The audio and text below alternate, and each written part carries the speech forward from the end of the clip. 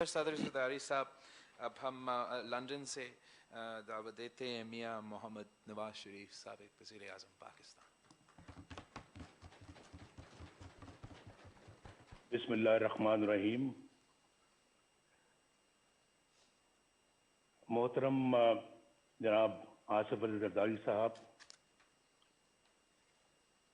جناب بلاول بھٹو زرداری صاحب، جناب مولانا فضل الرحمان صاحب، میرے بھائی محمد شہباز شریف صاحب، جناب محمود خان اچکزئی صاحب، محترم ڈاکٹر عبد المالک صاحب،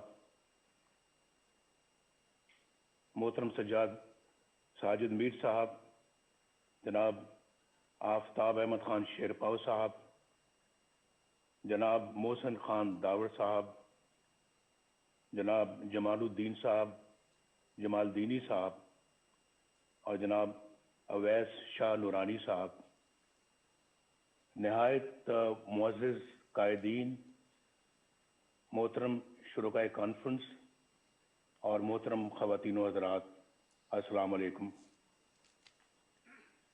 بہت شکریہ جناب محترم آصف زرداری صاحب، اللہ تعالیٰ آپ کو بھی صحت تندرستی عطا فرمائے اور خیر و برکت عطا فرمائے۔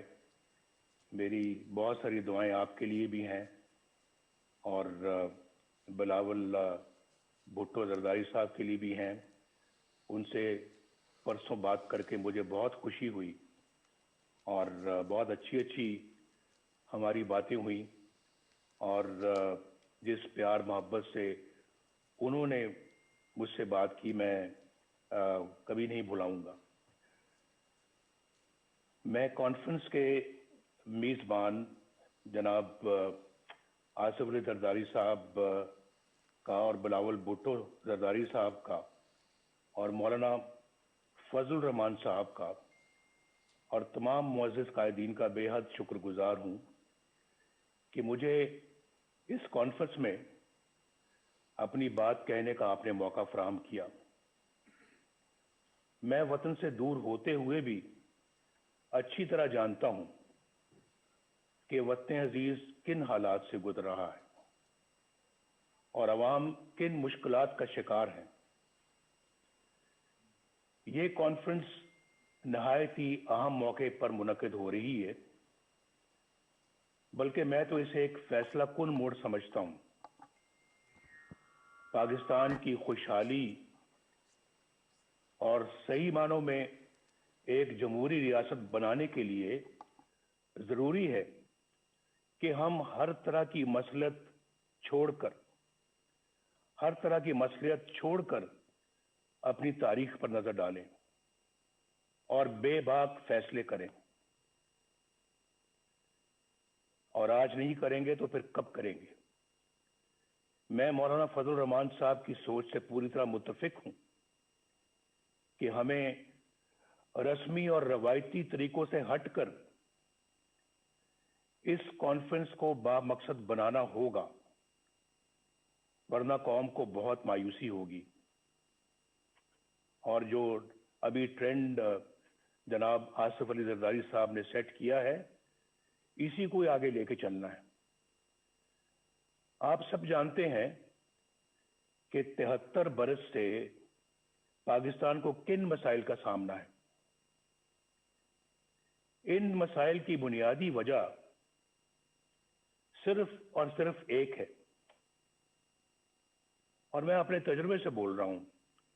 میرا بھی تجربہ الحمدللہ پاکستان کی پالیٹکس میں اور پاکستان کی خدمت میں کافی زیادہ ہے، اور میں یہ سمجھتا ہوں کہ پاکستان کو جو میں وجہ بتانا چاہ رہا ہوں وہ یہ ہے کہ پاکستان کو جمہوری نظام سے مسلسل محروم رکھا گیا ہے۔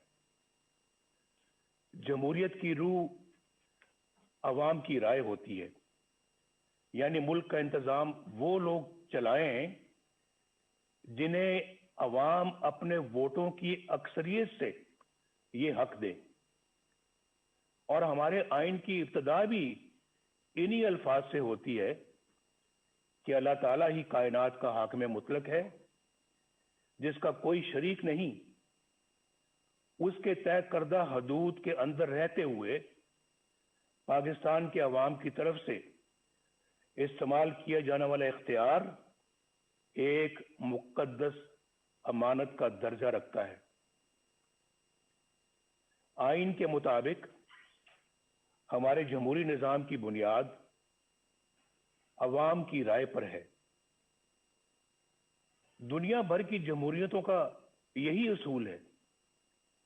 جب جمہوریت کی اس بنیاد پر ضرب لگتی ہے اور ووٹ کی عزت کو پامال کر دیا جاتا ہے تو سارا جمہوری عمل بالکل بے معنی اور جعلی ہو کر رہ جاتا ہے۔ جب عوام کے مقدس امانت میں خیانت کی جاتی ہے اور انتخابی عمل سے پہلے یہ طے کر دیا جاتا ہے کہ کس کو جتانا ہے اور کس کو ہروانا ہے، انتخابات میں دھاندلی سے مطلوبہ نتائج حاصل کر لیے جاتے ہیں اور رہی صحیح کسر حکومت سازی کے لیے جوڑ توڑ میں نکال دی جاتی ہے، تو اندازہ لگایا جا سکتا ہے کہ کس طرح سے عوام کو دھوکہ دیا جاتا ہے اور عوامی مینڈیٹ کیسے چوری کیا جاتا ہے۔ بدقسمتی سے پاکستان کو اس طرح کے تجربات کی لیبارٹری بنا کر رکھ دیا گیا ہے۔ اگر کبھی عوام کی کوئی نمائندہ حکومت بن بھی گئی تو اسے ہر طرح کی سازش کے ذریعے سے پہلے بے اثر اور پھر فارغ کر دیا جاتا ہے۔ اس میں یہ بھی پرواہ نہیں کی جاتی کہ اس سے ریاستی ڈھانچہ کمزور ہوگا، اقوام عالم میں جگ ہنسائی ہوگی اور عوام کا ریاستی اداروں پر سے اعتماد اٹھ جائے گا۔ یہ بات پاکستان کے بچے بچے کی زبان پر ہے کہ 73 سالہ تاریخ میں ایک بار بھی کسی منتخب وزیر اعظم کو اپنی 5 سال کی آئینی مدت پوری نہیں کرنے دی گئی۔ ہر ڈکٹیٹر نے اوسطاً 9 سال غیر آئینی طور پر حکومت کی، جبکہ عوام کے ووٹر سے منتخب وزیر اعظم کو اوسطاً 2 سال سے زیادہ کا عرصہ شاید ہی ملا ہو۔ جرنیلوں کی مہم جوئی کو روکنے کے لیے 1973 کے آئین میں آرٹیکل 6 ڈالا گیا، آرٹیکل 6، لیکن اس کے بعد بھی 20 سال جرنیلی آمریت کے نظر ہو گئے۔ خواتینوں حضرات اور جناب صدر، جب ایک ڈکٹیٹر کو آئین شکنی کے جرم میں پہلی بار عدالت کے کٹہرے میں لایا گیا تو آپ نے دیکھا کیا ہوا؟ کیا ہوا؟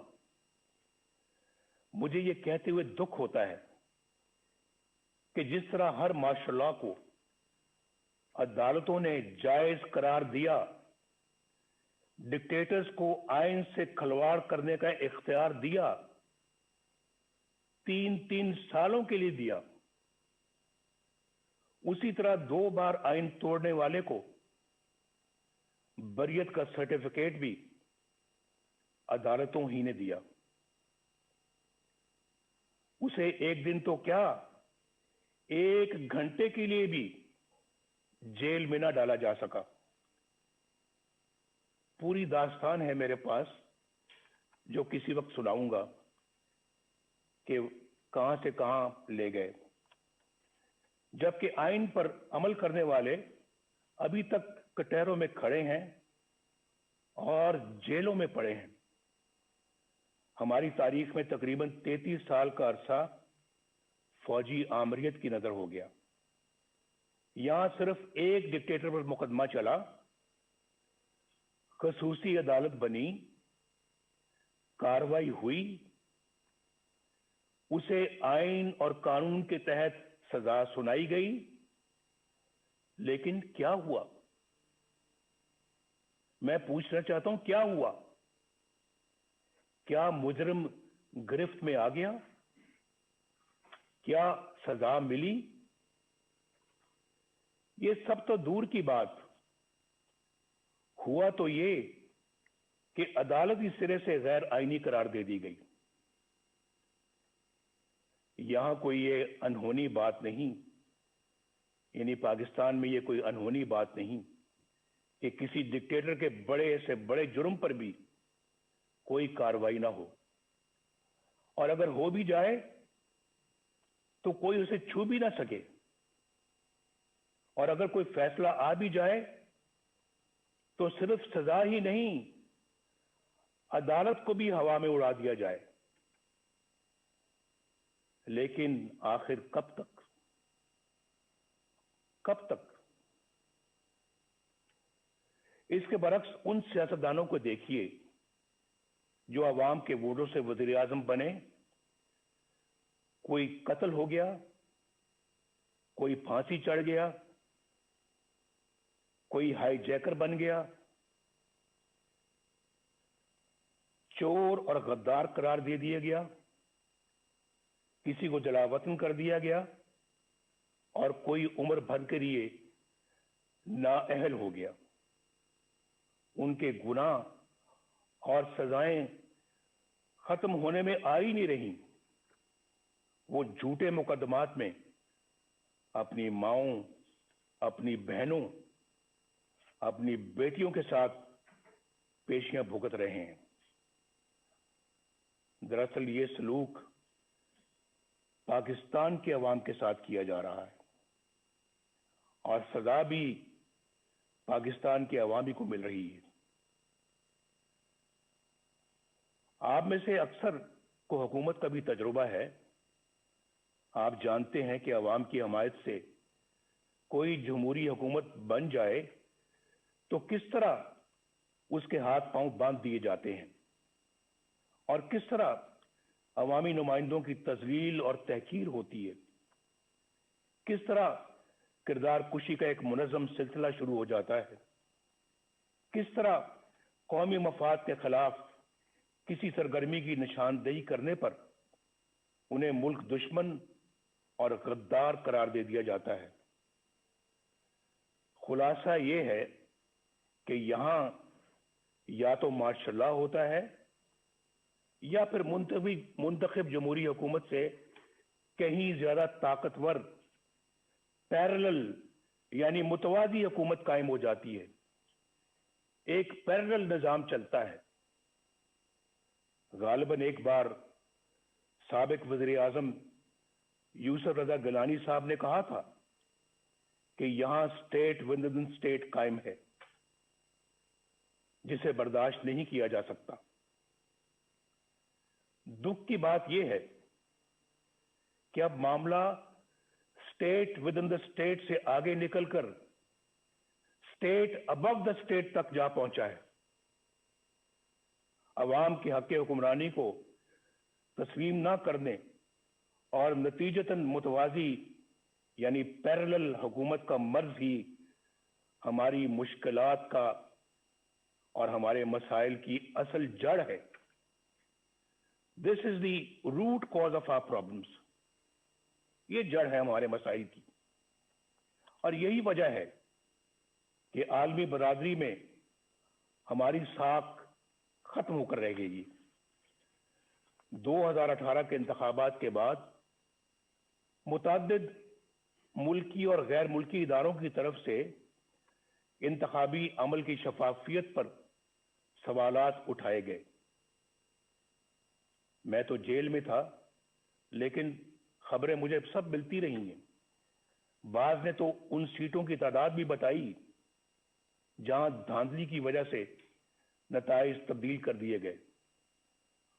उन हलकों की इतनी तादाद है कि अगर उनमें धांधली के जरिए नताइज तब्दील ना किए जाते तो बैसाखियों पर खड़ी ये हुकूमत कभी भी वजूद में नहीं आ सकती थी। आज कौम जिन हालात से दो चार है, उसकी बुनियादी वजह वो लोग हैं जिन्होंने अवाम की राय के खिलाफ नाअहल हुक्मरानों को मुल्क पर मुसल्लत किया। इंतखाबात हाईजैक करके इक़्तिदार चंद लोगों को मुंतकिल कर देना बहुत बड़ी बददियानती और आइन शिकनी है। हम चंद रुपयों की खातिर डाका डालने वालों के लिए तो बड़ी से बड़ी सजा का तकाजा करते हैं, लेकिन अवाम के हकूक पर डाका डालना कितना संगीन जुर्म है, क्या किसी ने सोचा है? मुअज़्ज़िज़ ख़वातीन व हज़रात, क्या मैं ये पूछने की जिसारत कर सकता हूं कि 2018 के इंतखाबात में घंटों RTS क्यों बंद रखा गया? गिनती के दौरान पोलिंग एजेंट्स को क्यों निकाल बाहर किया गया? इंतखाबात में धांधली क्यों कर की गई? किसके कहने पर की गई? किसके लिए की गई? और कौन से मफादात के लिए की गई? इसमें साबिक चीफ इलेक्शन कमिश्नर और सेक्रेटरी इलेक्शन कमीशन को भी जवाब देना होगा, और जो लोग भी धांधली के जिम्मेदार हैं उन सबको हिसाब देना होगा। मोहतरम कायदीन कराम, जनाब चेयरमैन, इस नाअहल हुकूमत ने 2 सालों में पाकिस्तान को कहां से कहां पहुंचा दिया है, इसका कोई अंदाजा कर सकता है? पाकिस्तान की मईशत बिल्कुल तबाह हो चुकी है, या जो कहते हैं ना कि पाकिस्तान की मईशत तबाह हो रही है, नहीं, बात उससे बहुत आगे चली गई है। पाकिस्तान की मईशत बिल्कुल तबाह हो चुकी है। 5.8% की शरह तरक्की से आगे बढ़ता हुआ पाकिस्तान आज 0 से भी नीचे जा चुका है। पाकिस्तानी रुपया भारत और बांग्लादेश ही नहीं, अफगानिस्तान और नेपाल से भी ज्यादा नीचे गिर चुका है। जिस महंगाई पर हमने मुकम्मल काबू पा लिया था, वो आज कई गुना बढ़ चुकी है। गरीब और मुतवस्सित घरानों के लिए 2 वक्त की रोटी भी मुहाल हो चुकी है। बिजली और गैस के बिल अब आम आदमी पर बम बनकर गिरते हैं। आप कभी अंदाजा कीजिए, वाकईतन बम बन के गिरते हैं। पिछले 2 सालों में 1.5 करोड़ लोग गुर्बत की सतह से नीचे जा चुके हैं, और 1 करोड़ नौकरियों का झांसा देने वाले 1 करोड़ 20 लाख लोगों का रोजगार छीन चुके हैं। इस नालायक हुकूमत ने हर मामले पर यू टर्न लिया है। आज सरमायाकारी बिल्कुल खत्म हो चुकी है।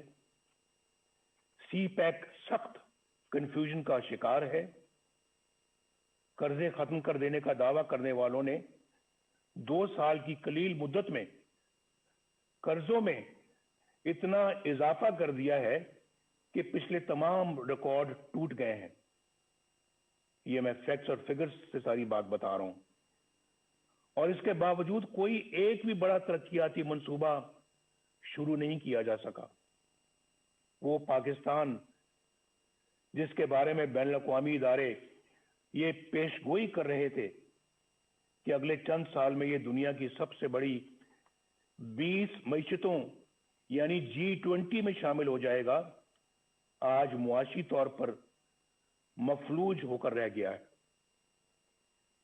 याद रखिए कि अगर पाकिस्तान में वोट को इज्जत ना मिली और कानून की हुक्मरानी ना आई तो ये मुल्क मुआशी तौर पर मफलूज ही रहेगा।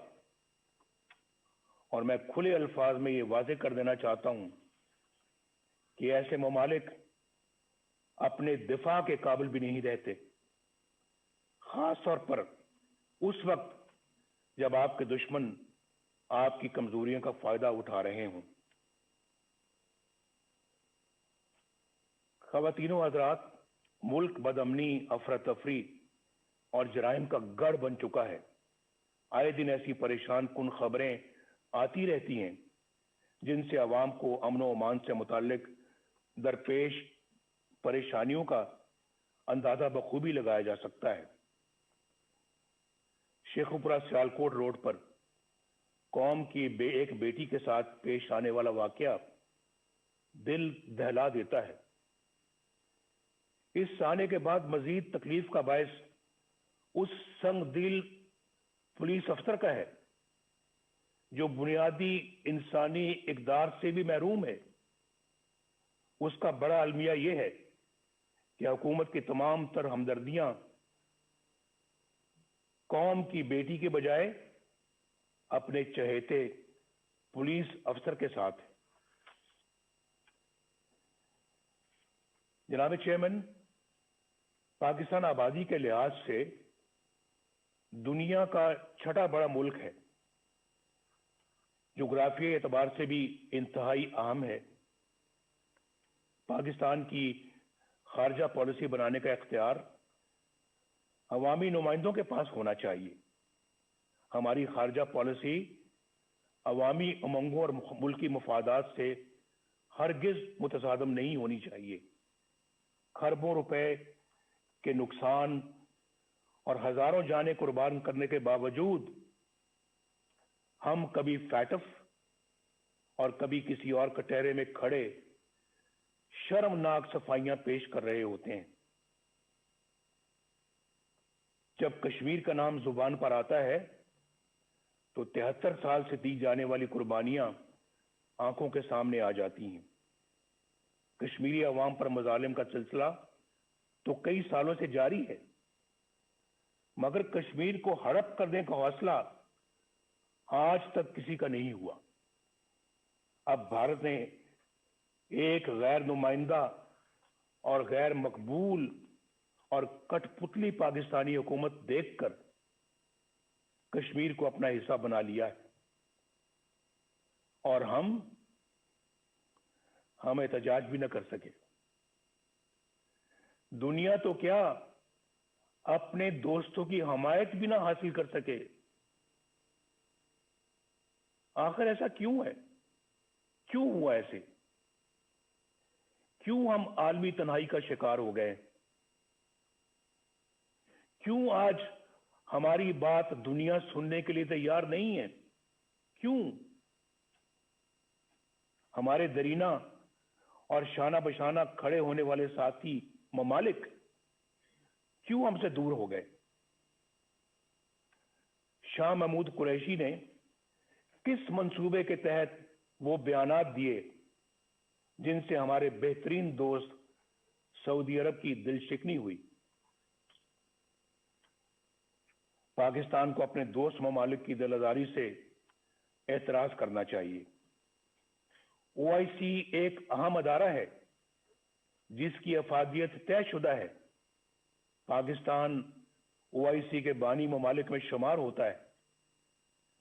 पाकिस्तान को दीगर ममालिक के साथ मिलकर ओआईसी को मजबूत करना चाहिए।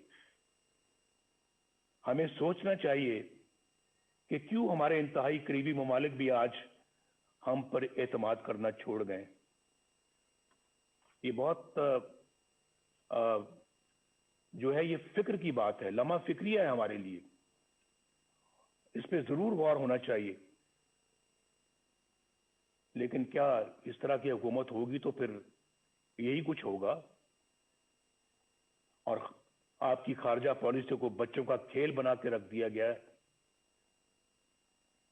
ख़वातीन और हज़रात, वक्त आ गया है कि इन तमाम सवालों के जवाब लिए जाएं। अगर इस कॉन्फ्रेंस में पीपल्स पार्टी से ताल्लुक रखने वाले दो वज़ीर आज़म जनाब यूसुफ रज़ा गिलानी और जनाब राजा परवेज अशरफ साहब मौजूद हैं, तो वो अच्छी तरह जानते हैं कि सिविल हुकूमत के गिर्द किस तरह के शिकंजे कस दिए जाते हैं, किस तरह ऐसी कार्रवाइयां हो जाती हैं जिनका वज़ीर आज़म को इल्म ही नहीं होता। खुद मोहतरम जरदारी साहब को भी इसका इल्म है कि ना वज़ीर आज़म को ना सदर को इल्म होता है, और फिर उन कार्रवाइयों की भारी कीमत रियासत को अदा करनी पड़ती है।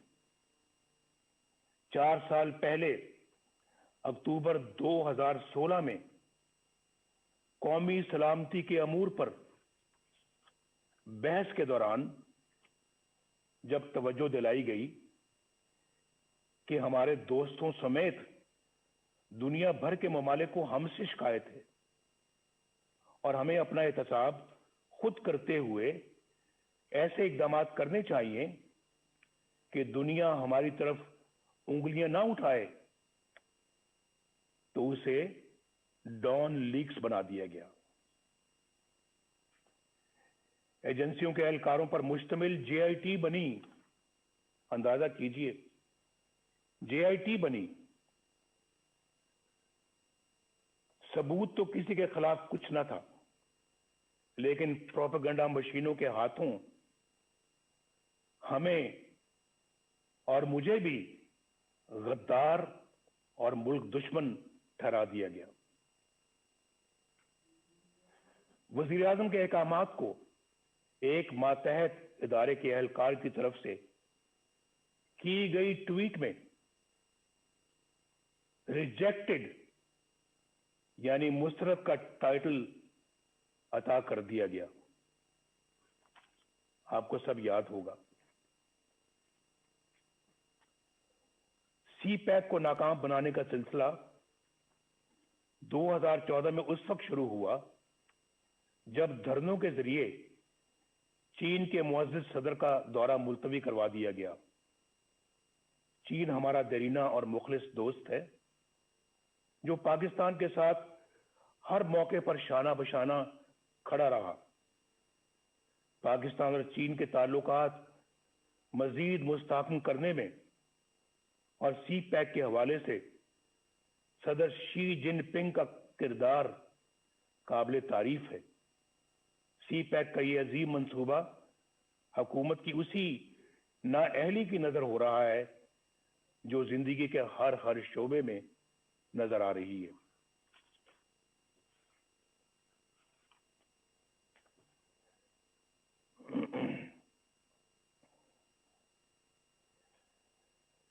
अगर मैं ये कहूं तो बेजाना होगा कि सी पैक के साथ पेशावर की बीआरटी जैसा सलूक हो रहा है, जहां कई साल बीत गए, मंसूबे से कई गुना ज्यादा रकम गर्क हो चुकी, मगर नतीजा आज भी नजरों से ओझल है।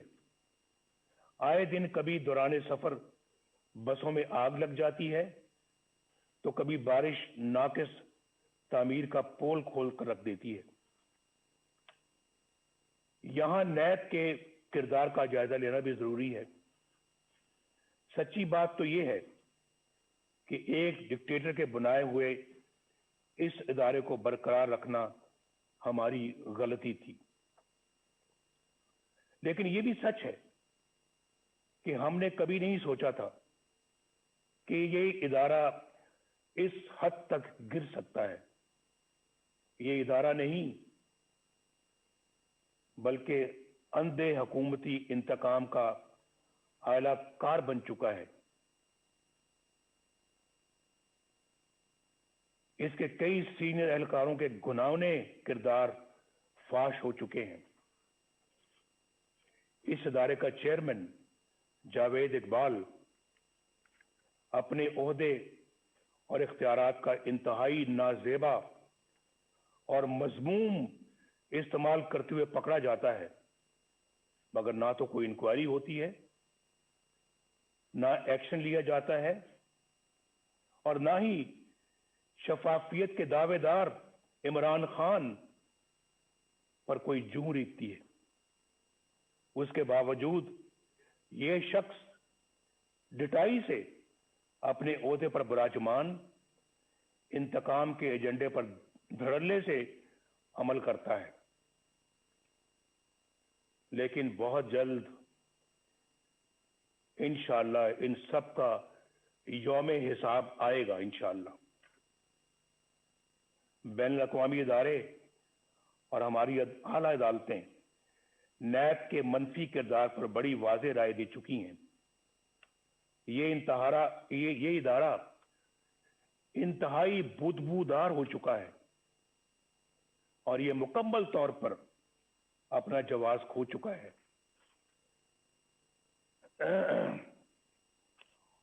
اپوزیشن کے لوگ اس کا نشانہ بنے ہوئے ہیں، جو اپنے گھر کی خواتین کے ساتھ نیب کے دفتروں، عدالتوں اور جیلوں میں رول رہے ہیں۔ جو نیب سے بچتا ہے اسے ایف آئی اے کے سپرد کر دیا جاتا ہے، جو ایف آئی اے سے بچے وہ اینٹی نارکوٹکس کے ہاتھے چڑھ جاتا ہے، اور جو وہاں سے بچ جائے اسے کسی بھی جھوٹے مقدمے میں پکڑ لیا جاتا ہے۔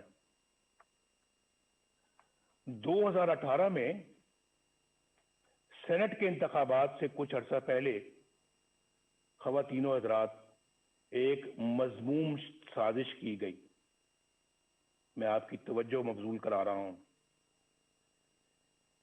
اس مذموم سازش کے ذریعے بلوچستان کی صوبائی حکومت گرا دی گئی۔ اس کا مقصد کیا تھا معلوم ہے آپ کو؟ اس کا اصل مقصد سینٹ کے انتخابات میں سامنے آیا۔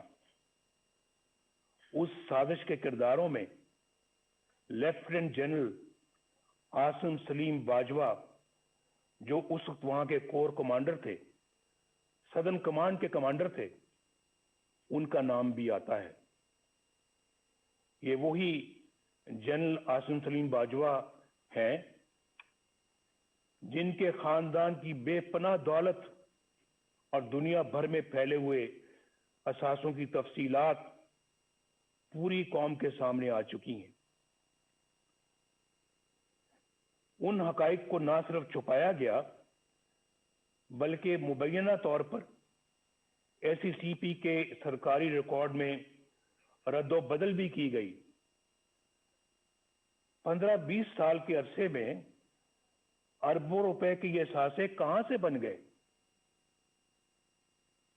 یہ پوچھنے کی کسی کی مجال نہیں۔ میڈیا پر خاموشی چھا گئی، نہ نیب حرکت میں آئی، نہ کسی عدالت نے نوٹس لیا، نہ کوئی جے آئی ٹی بنی اور نہ کوئی ریفرنس دائر ہوا، نہ کوئی مانیٹرنگ جج بیٹھا، نہ کوئی پیشی ہوئی، نہ کوئی سزا۔ اندازہ لگائیے اب آپ، احتساب کا نعرہ لگانے اور این آر او نہ دینے کے بڑے بڑے دعوے کرنے والا عمران خان، انہوں نے بھی اس اثاثوں کے ذرائع پوچھنے کی ضرورت تک نہ کی، بلکہ ایک پل میں انہیں ایمانداری کا سرٹیفکیٹ جاری کر دیا گیا۔ یہ سارا کچھ آپ کے سامنے ہوا ہے۔ میڈیا پر پہلی بار اس سکینڈل کا ذکر اس وقت ہوا جب جنرل عاصم سلیم باجوہ تردید کے لیے خود ٹی وی پر آئے۔ اس حکومت کے 2 سالوں میں یہ کوئی پہلا مالی بدعنوانی کا سکینڈل نہیں۔ یہاں کئی انتہائی سنگین سکینڈل سامنے آ چکے ہیں جن کا نقصان براہ راست गरीब आवाम को पहुंचा। हुकूमत में बैठे लोग बाकायदा प्लानिंग से आटे, चीनी और दवाइयों की कीमतें आसमान पर ले गए। याद है ना आपको, जब हम छोड़कर गए थे चीनी 50 रुपए किलो थी, आज कितनी है? आज कहते हैं 100 रुपए तक जा पहुंची है। और आटे की कीमतें भी देख लें आप, दवाइयों की कीमतें आसमान तक पहुंच गई हैं। अवाम के खरबों रुपए लूट लिए गए। मुल्क का हुक्मरान अगरचे दिन रात करप्शन माफियाज और एनआरओ का डंडोरा पीटता है, लेकिन चीनी की कीमत बढ़ाने में खुद उसकी जात मुलव्विस है। क्या नैब उसे तहकीकात के लिए गिरफ्तार नहीं करेगा? क्या उस पर कोई रेफरेंस दायर नहीं होगा? अलीमा खान साहिबा, जो कोई जद्दी पुश्ती रईस नहीं, बस खैराती इदारों की फंड रेजिंग करती रहती हैं, उनके बैरूने मुल्क असासों के जराए की नैब कभी कोई छानबीन नहीं करेगा।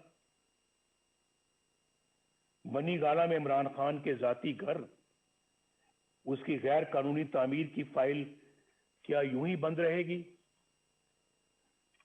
फॉरेन फंडिंग केस, जिसमें बेशुमार माली बेजाब्तगियां हैं और करप्शन है, जिनकी गवाही खुद पीटीआई के रहनुमा दे रहे हैं, इतने साल गुजर जाने के बावजूद क्या इलेक्शन कमीशन उन पर कोई फैसला नहीं करेगी? ये बड़े ऐसे जानदार सवालात हैं जिनका आज तक कोई जवाब सामने नहीं आया। हम कब तक इंतजार करेंगे? क्या इन तमाम लोगों पर कोई फौजदारी मुकदमा कायम नहीं होगा?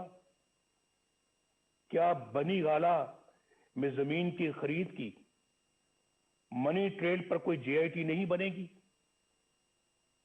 कि ये इतनी बड़ी जायदाद कहां से बनी और कैसे बनी?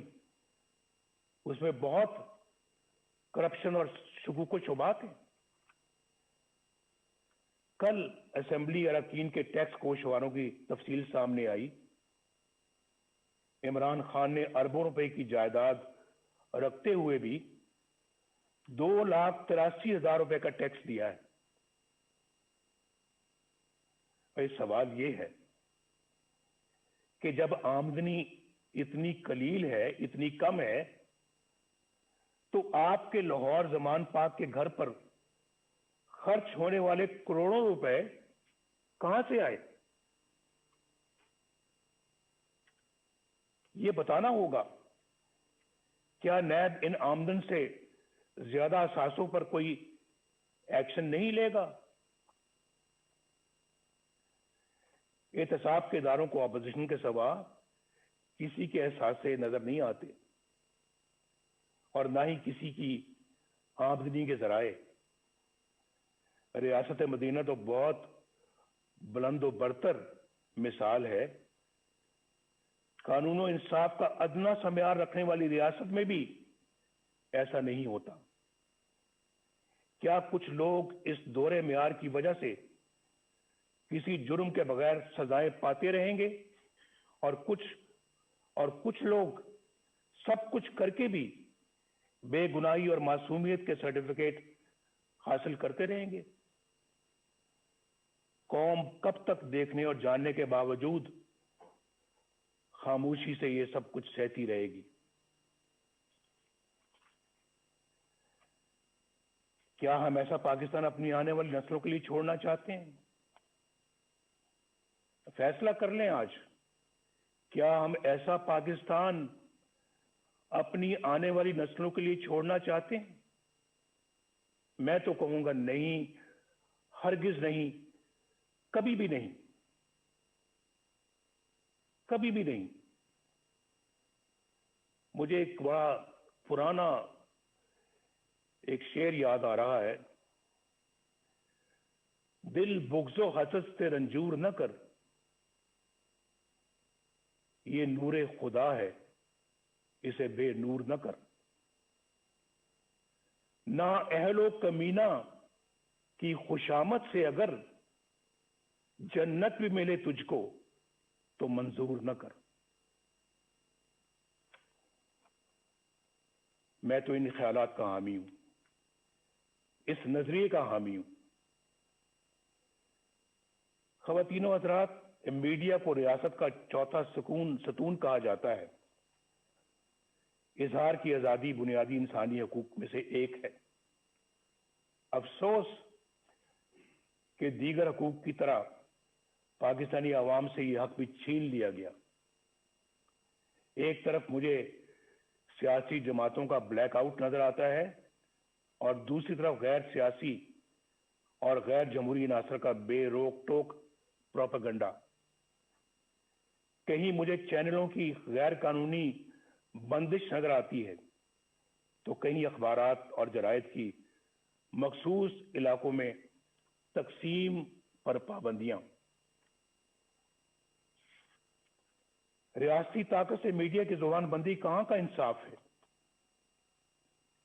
सहाफियों, बिलखसूस खवातीन सहाफियों को सरकारी एजेंसियों का उठाकर ले जाना और तशद्दुद का निशाना बनाना बुज़दिलाना और इंतहाई काबिल मज़म्मत है। सीनियर सहाफियों को चैनलों या अखबारात की मुलाजमत से बर्खास्त करवा देना, बेबुनियाद मुकदमात में उलझा देना और कैद में डाल देना क्या एक जमहूरी रियासत का तरीका है? मैं इस कॉन्फ्रेंस के शुरुका से दरखास्त करूंगा कि सब मिलकर ये अहद करें कि हम मीडिया और ज़राए अबलाग की हिफाजत करेंगे और इसकी आजादी पर कोई कदगन कबूल नहीं करेंगे।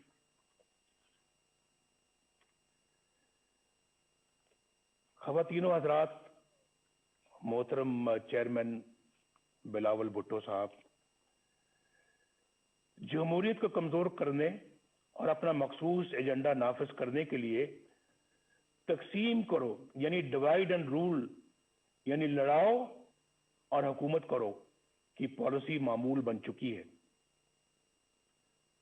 कुछ अर्सा पहले तक ये तकसीम सियासतदानों तक महदूद थी, जिन्हें मखसूस हलकों की तरफ से बुलाया, डराया और धमकाया जाता था।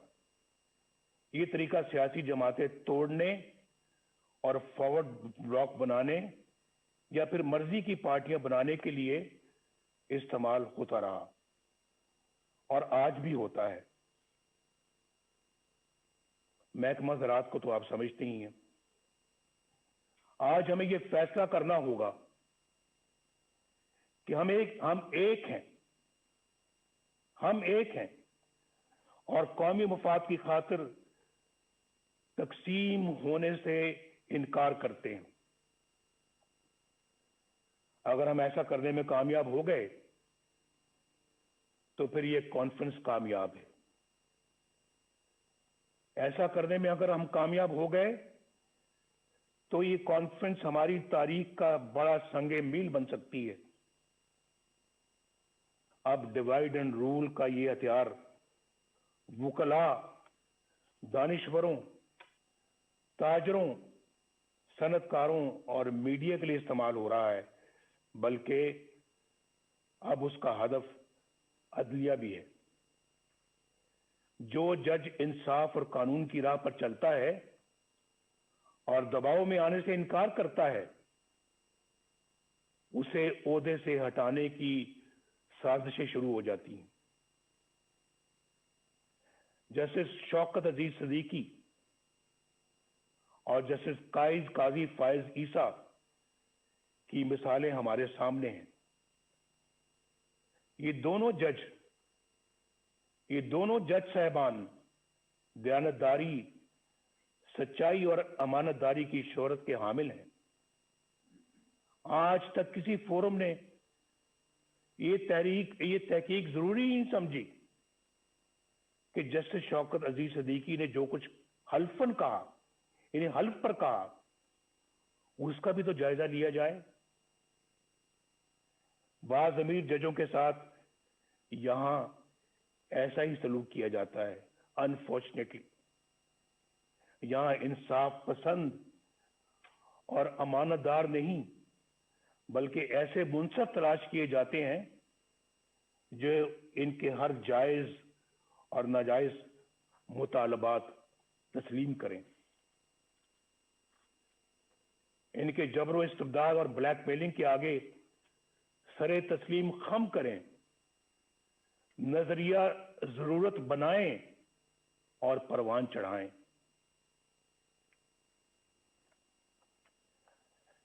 आइन को सैबोटाज करने वाले डिक्टेटरों के इकदामात को कानून का जामा अता करें, उनके गले में हार पहनाएं, उनको वेलकम करें, खुशामदीद कहें उनको, आपने तो बहुत अच्छा काम किया है, आपकी तो जरूरत थी आज, ये तो काम बहुत पहले हो जाना चाहिए था, आपने माशाल्लाह लेट लगाया है, ये पहले लगाना चाहिए था। सबसे पहले प्लेट में फूल लेकर उनको पेश किए जाते रहे हैं और फिर आर्टिकल 6 जैसे संगीन जुर्म के मुल्जम को आइन में तरमीम का इख्तियार अता किया जाता है। ये सब तमाशा आपने अपनी आंखों से देखा है, उसके बावजूद ये सब कुछ दोबारा कहने की नौबत आ रही है। यानी ये सब कुछ हो रहा है और अवाम के मुंतखब वज़ीर आज़म को फांसी दें, जेलों में डालें, जला वतन करें और उनको और उनके खानदान को ज़लील और रुसवा करें। इस कॉन्फ्रेंस को आइन की हुक्मरानी और वोट की इज्जत के तहफ़्फ़ुज़ के लिए आज एक जामे लाएअमल तजवीज़ करना चाहिए। अगर मिसाक़ जमहूरियत की बुनियाद पर किसी नए मिसाक़ की तश्कील जरूरी हो तो उस पर गौर किया जाना चाहिए। मुतवाज़ी यानी पैरेलल हुकूमत की बुनियादी मसले को हल करने के लिए ठोस हिकमत अमली बनाई जाए। अवाम की राय पर अपनी राय मुसल्लत करने का नतीजा सकूत ढाका की शक्ल में सामने आया था, लेकिन उस अजीम साने को भी बड़ी सर्द बहरी के साथ फरामोश कर दिया गया। मेरी तजवीज़ है कि ये कॉन्फ्रेंस हमूदुर रहमान कमीशन की सिफारिशात को अवाम के सामने लाए। बहुत दफा इसका जिक्र हो चुका है और बार बार हो चुका है, कई सालों से हो रहा है, कई दहाइयों से हो रहा है, लेकिन मेरा ख्याल है कि आज उन्हें अमली जामा पहनाने का ऐद करना चाहिए और इसे अपने एजेंडे का हिस्सा बनाना चाहिए। इस तरह के ठोस इक़दामात ही से मुल्क को इस दलदल से निकाला जा सकता है।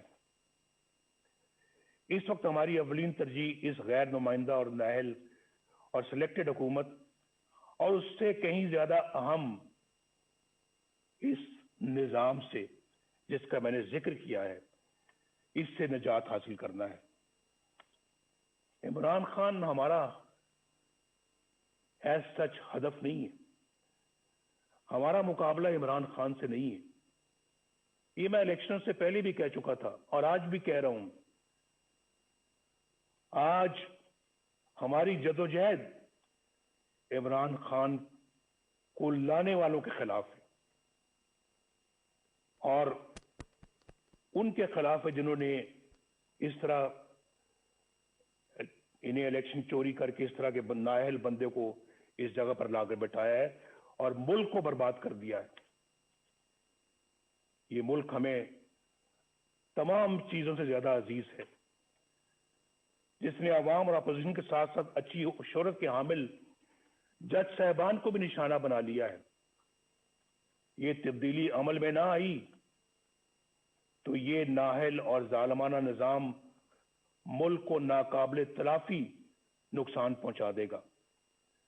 हमें ये भी नहीं भूलना चाहिए कि हमारे दुश्मनों के अज़ाइम क्या हैं। उनके अज़ाइम को नाकाम बनाने के लिए मजबूत मईशत के साथ साथ मजबूत दिफाई निज़ाम की भी जरूरत है।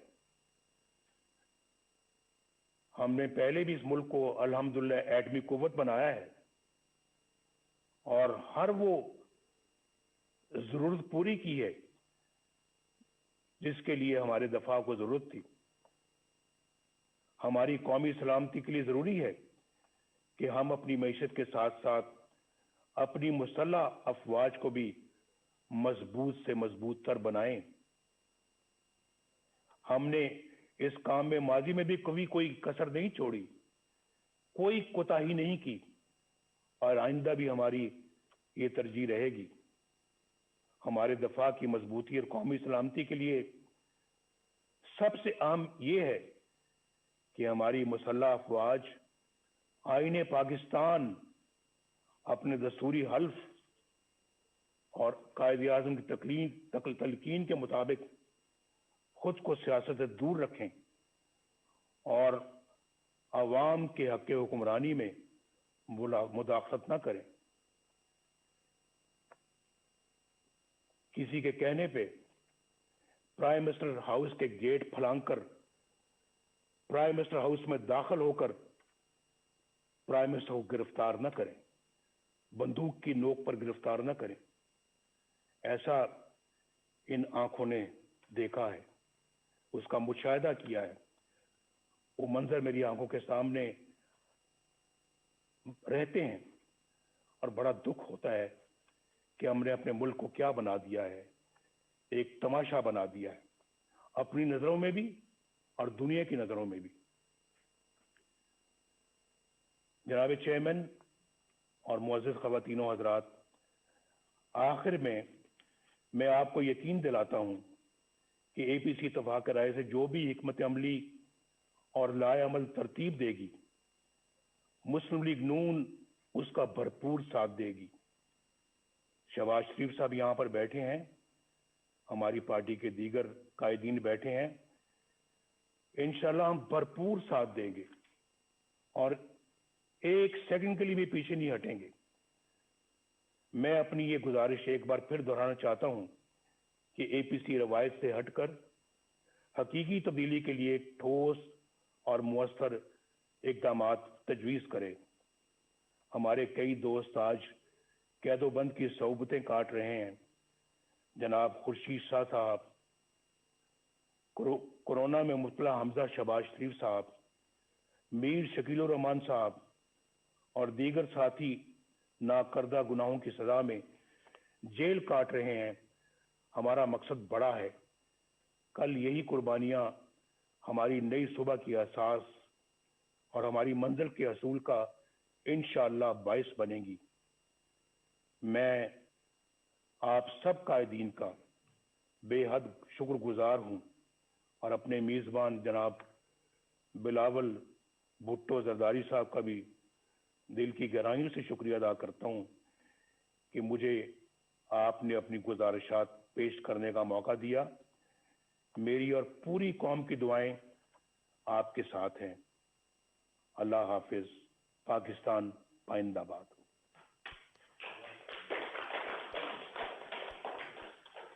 अस्सलाम